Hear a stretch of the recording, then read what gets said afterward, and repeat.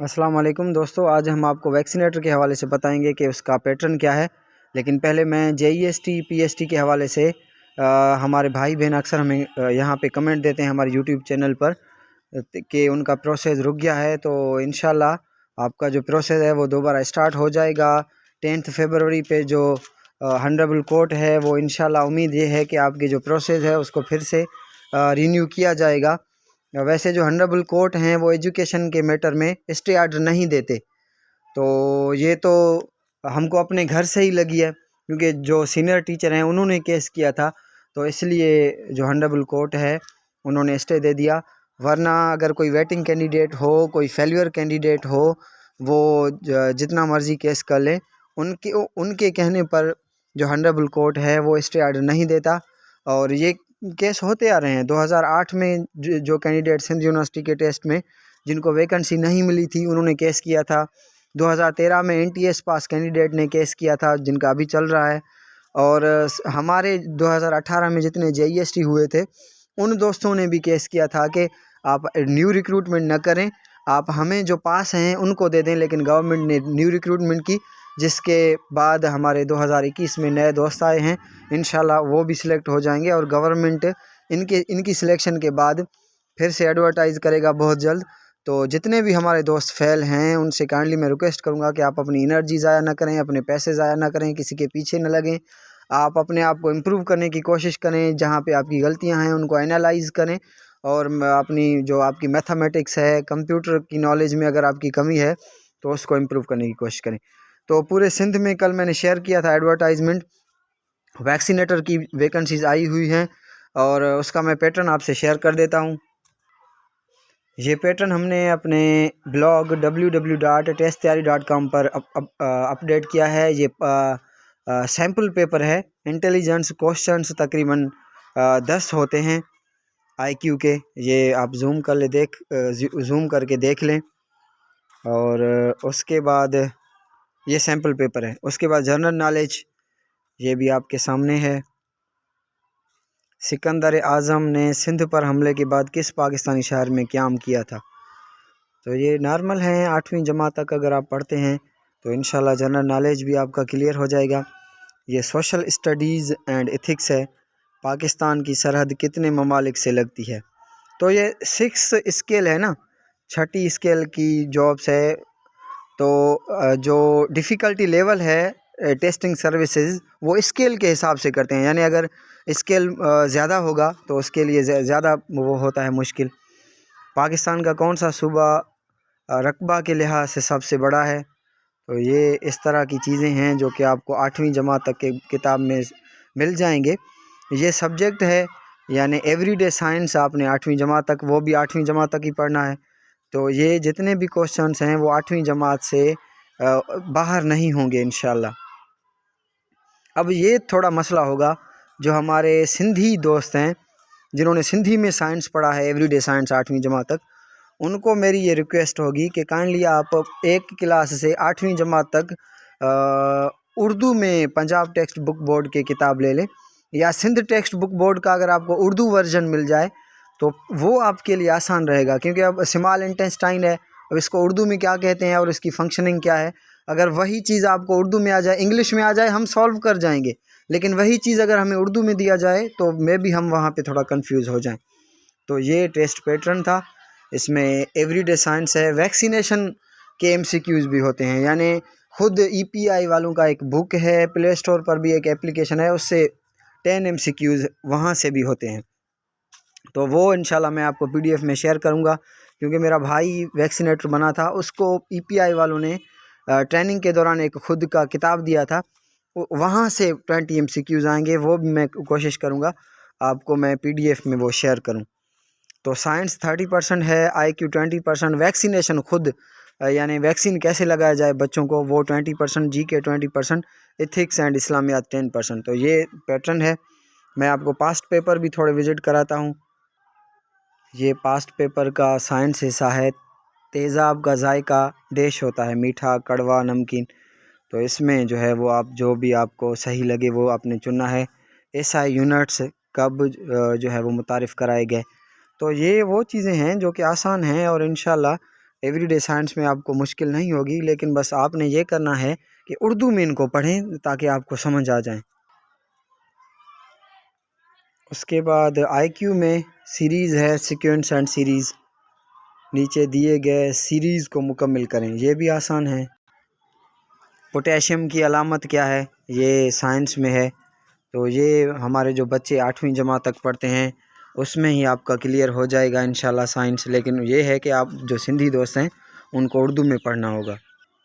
یہ اس کو میں زوم کر کے آپ کو دکھا رہا ہوں، سائنس کا حصہ یہ کلیئر ہے، آپ دیکھ لیں تاکہ آپ کو ادھر پاز کر لیں اگر آپ جو ہے وہ دیکھنا چاہیں کہ کون سے کوشچنس ہیں، اور آپ ہمارے اس پر بلاگ پر testiyari.com پر بھی ان کو وزٹ کر سکتے ہیں۔ یہ خود جو سبجیکٹ ہے اس حوالے سے کوشچنس ہیں، پولیو کا جتنے بھی ٹی بی کی ویکسین، وہ جو ہے اس کے لیے کون سی ویکسین ہے، پولیو کے لیے کون سی ویکسین ہے۔ ہاں اُرڑی تو پان سمجھی وینداسیں اُرڑی، پر ہتے اُرڑی جو نالو کچھ بیو لکھیل ہے تو اساں کیڑی خبر تا ان اُرڑی کے ہی چیبو ہے، تو ان حوالے سے اواں اردو میں جے یہ شیوں پڑھندا تو اوہاں کے آسانی تھیندی۔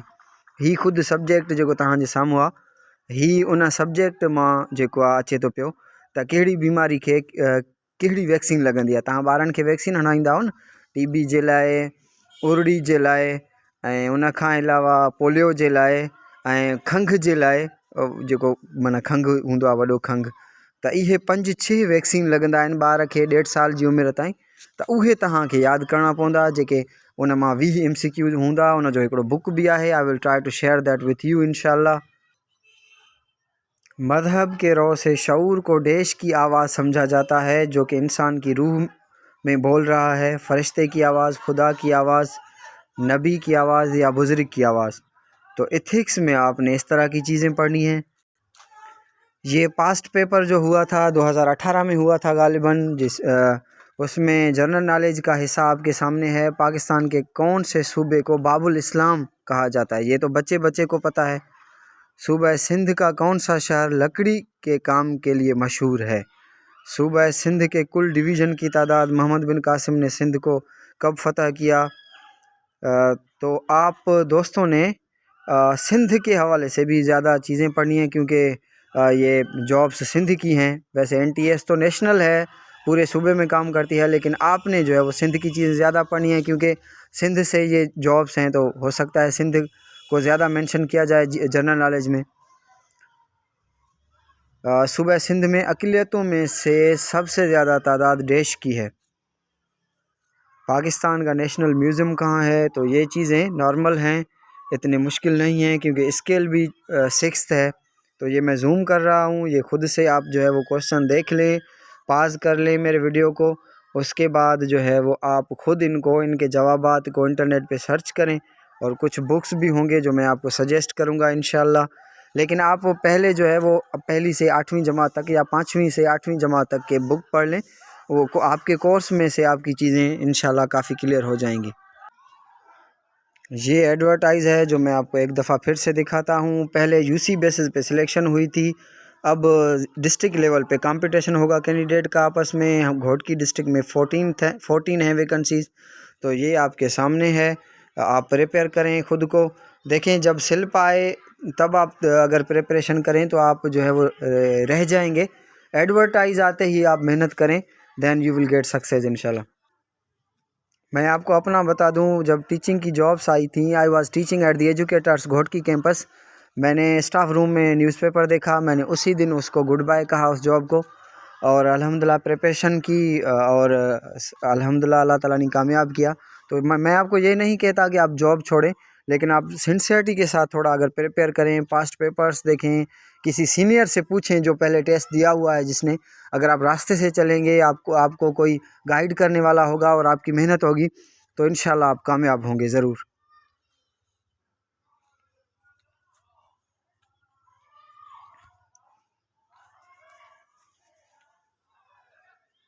طریقہ یہ ہے کہ آپ نے NTS کی ویب سائٹ پہ جانا ہے۔